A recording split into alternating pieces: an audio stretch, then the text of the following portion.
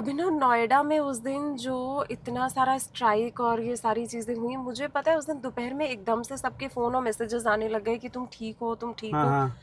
पता नहीं क्या हुआ था, और नेक्स्ट डे मुझे नोएडा जाना था और मेरी कैब इतनी मुश्किल से बुक हुई है क्योंकि कैब वाले सब डरे हुए थे, और वहाँ पे था कुछ भी नहीं, कोई भी प्रॉब्लम नहीं थी, मतलब नेक्स्ट डे सुबह। नेक्स्ट डे तो ज़्यादा दिक्कत नहीं थी। एक्चुअली हुआ क्या है कि नेक्टर सेक्टर 62 63 में जो कंपनीज़ हैं, फैक्ट्रीज़ हैं, ऑफिसेज़ हैं, हाँ। वहाँ के वर्कर्स ने प्रोटेस्ट किया। और प्रोटेस्ट वो उस दिन नहीं शुरू हुआ, प्रोटेस्ट तो 2 दिन से चल रहा था। अच्छा। फिर पुलिस वाले गए उनको हटाने के लिए वहाँ से, वो रास्ता रोक रहे थे, लोगों को आने जाने से मना कर रहे थे। तो पुलिस पहुंची तो उसके रिस्पांस में प्रोटेस्ट वायलेंट हो गया, जिसमें कुछ पुलिस की गाड़ियां भी जला दी गई। हाँ, हाँ, तो पुलिस की वो गाड़ी कैब जला दी वाला गई मुझे हैं। रास्ते में और दिखाते जा रहा था कि पता है मैम यहाँ पे गाड़ी जली थी, हाँ और हाँ, इतनी पुलिस थी आने जाने सड़कों पे। वीडियोस भी हैं, वायरल हुए हुए हैं, रेडिट पे हैं और ट्विटर पे, जिसपे कि जो आने जाने वाली गाड़ियां हैं हम्म। उन गाड़ियों को भी डैमेज करा गया है। अब होता क्या है ना, इसी ऐसे प्रोटेस्ट में यही होता है कि वैसे तो प्रोटेस्ट का एम एक पॉजिटिव एम है, अपनी फाइट्स के लिए, अपनी राइट्स के लिए लोग लड़ रहे हैं, बट उसमें हमेशा एंटी सोशल एलिमेंट्स घुस जाते हैं। फिर क्या होता है, फिर वो प्रोटेस्ट का जो मेन पर्पज़ है वो तो छूट जाता है, और जो उसमें आगजनी हुई, जो तोड़फोड़ हुई, वो पूरा फोकस बन जाता है। जो मेन कारण है इस प्रोटेस्ट का वो है बेसिकली वर्किंग कंडीशंस, वेजेस, इनके ऊपर। ठीक है। अब फॉर एग्जांपल इस 10,000 वाली बात तो खैर वो एक अलग बात है कि वो लल्लन टॉप पे एक लड़के का दिखाया गया था, पे स्लिप 10,000 की, बट किसी ने उस पर ध्यान नहीं दिया कि वो ट्रेनी था।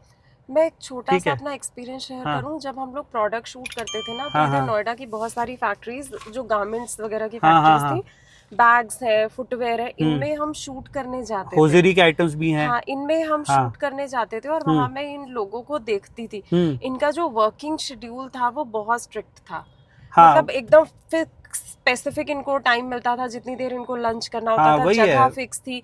शाम को कुछ 20 मिनट या कुछ इतनी देर का इनको टी ब्रेक मिलता था। और वर्किंग कंडीशंस और वेजेस, इन दोनों के हाँ ऊपर ही प्रोटेस्ट हुआ है।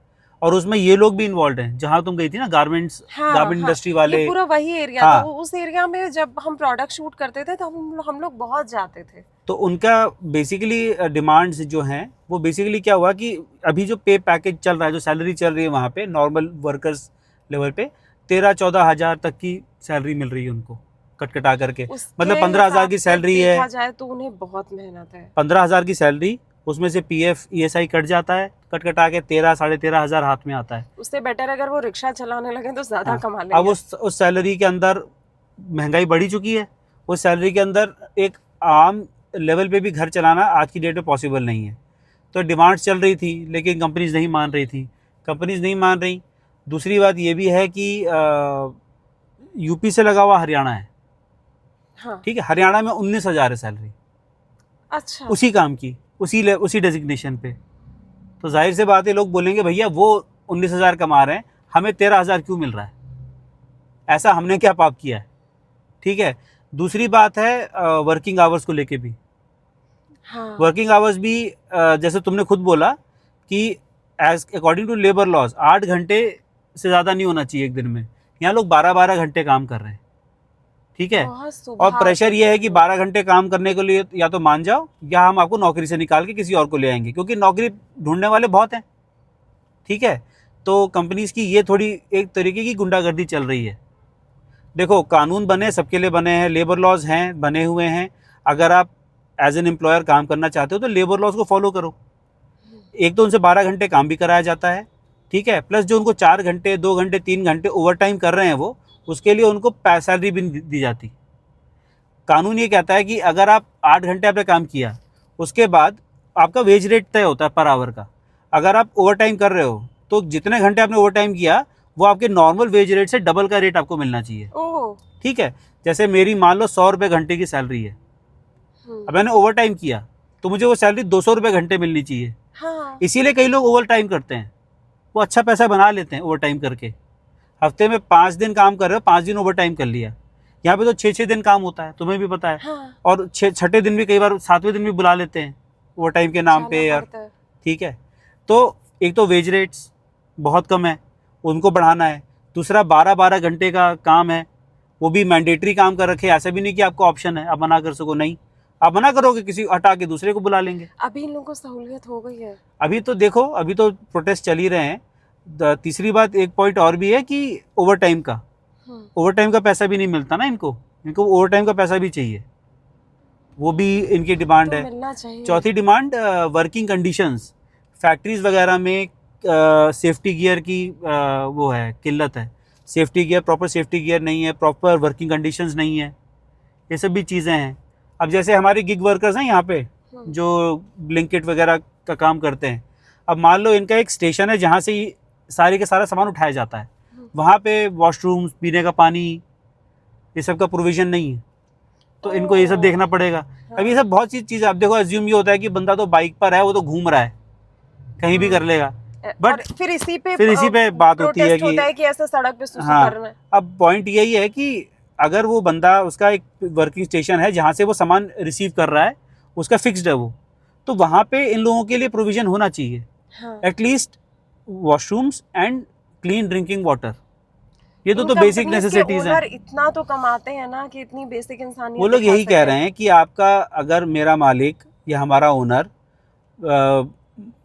महीने का, साल का करोड़ों कमा रहा है, तो इतना तो अफोर्ड कर ही सकता है कि हमको, और ऐसा भी नहीं वो डिमांड कर रहे हैं कि वो जो कानून में है उससे ज़्यादा मांग रहे हैं।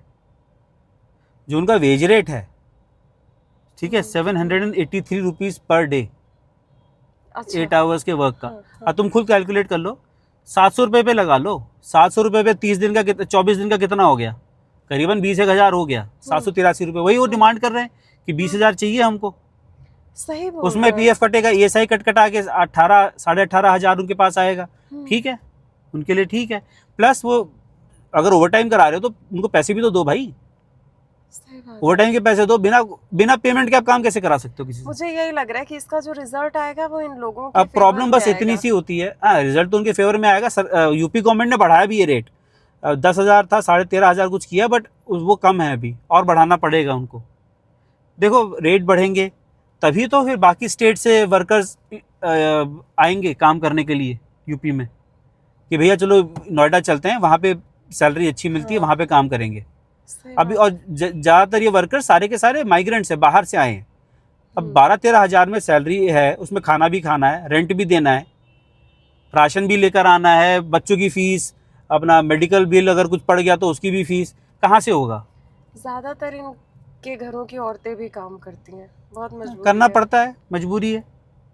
अभी तो नोएडा वगैरह में जो मेड्स हैं उन्होंने भी शुरू किया है कुछ, उनको शायद कुछ वहाँ पे उनको भी छुट्टी नहीं मिलती है, छुट्टी का कोई कंडीशन नहीं है, छुट्टी लेने पे पैसे कटते हैं, तो वो सब चीज़ें भी हैं। तो अभी उस पर देखो क्या होता है। क्लियर फॉर्मेट होना चाहिए। देखो अगर सिंपल सी बात है, कानून बने हुए हैं, लेबर लॉज हैं, आप उनको फॉलो करो, ठीक है, आपसे और कोई कुछ नहीं डिमांड कर रहा। अगर आप खाली लेबर लॉज को फॉलो करोगे, जो उसमें वेज रेट्स और वेज के पॉलिसीज़ हैं उनको फॉलो करोगे, तो प्रोटेस्ट होंगे ही नहीं। दे आर नॉट डिमांडिंग कि कानून में 20,000 लिखा हुआ आप हमें 40 दो, नहीं, तो अपने हक की बात कर रहे हैं, अपने हक की बात है। बस यही होता है, ये तोड़ फोड़, आगजनी, ये सब होता है ना, तो पूरा का पूरा फोकस शिफ्ट हो जाता है। अब बातें हो रही हैं कि इन लोगों को किसने उकसाया है, फॉरेन पावर्स का हाथ है, यही सब होता है। अगर ये सब, हाँ, अब ये सब नहीं होता तो ये नेतागिरी आने की जरूरत ही नहीं थी। ये कि भैया इसमें फॉरेन पावर्स का हाथ है, ये इसमें अपोजिशन का हाथ है, हाथ जिसका भी हो, अगर वो गलत डिमांड कर रहे हैं तो मना करो, अगर वो सही डिमांड है उनकी तो फिर किसका हाथ है किसका हाथ नहीं, उससे फर्क क्या पड़ता है? That doesn't matter. अगर मुझे भूख लगी है, मैं खाना मांग रहा हूँ, मुझे किसी ने बोला खाना मांगने के लिए, मैंने अपने मन से मांग रहा हूँ, एक ही बात है। हाँ, लॉजिक है। अरे वो काम नहीं करेंगे तो तुम्हारी फैक्ट्रियां जाएंगी कहाँ? सही बात है ना।